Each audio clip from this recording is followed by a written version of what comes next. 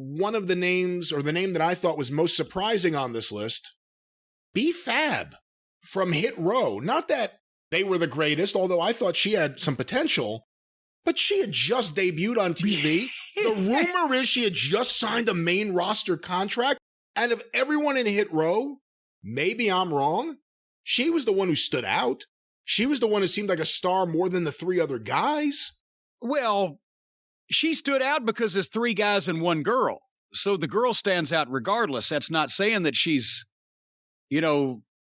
Florence Griffith Joyner or, Katharine Hepburn or a standout acting or athletic talent, but she fit the group and they'd been together. And if they're going to, is the group just, now they don't get a girl?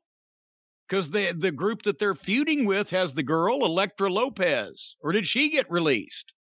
We didn't hear her name. I don't know what her real name would be. Yeah, I'm not sure. Katrina Cortez was released. That was the woman who wore a mask but had a regular name, right? Ah, there you go. Okay. So no wonder. Well, there was no secret about her identity. So they had it. But anyway, B-Fab, yes. She apparently will not be Fab anymore. That surprises me too, because they just...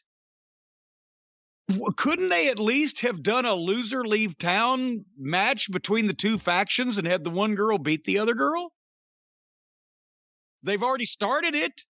We haven't even really talked about the idea, if it's true, that she just signed a main roster contract within the last week, and then this happened. What does that tell you? Because do you remember any instances like that where someone got signed within a month to a brand new contract to be on the main roster and all of a sudden they're cut?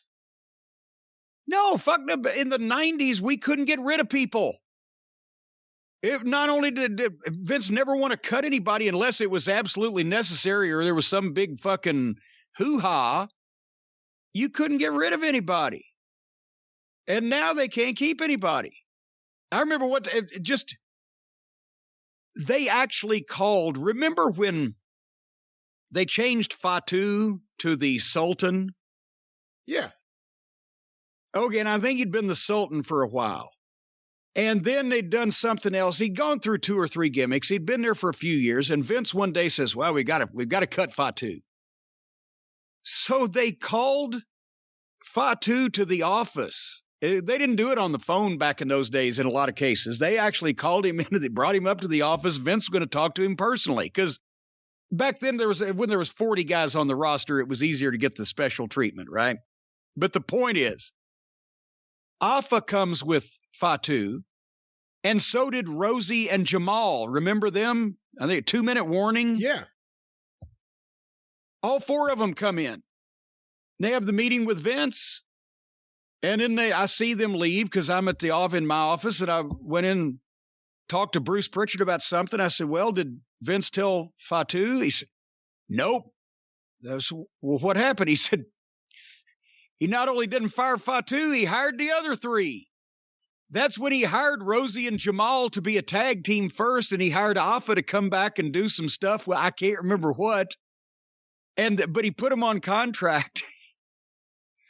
And I don't want to malign anyone, but the reason why that they didn't last as a team on that go round was because they did the medical and drug testing. And one of the individuals apparently flunked the drug test across the board.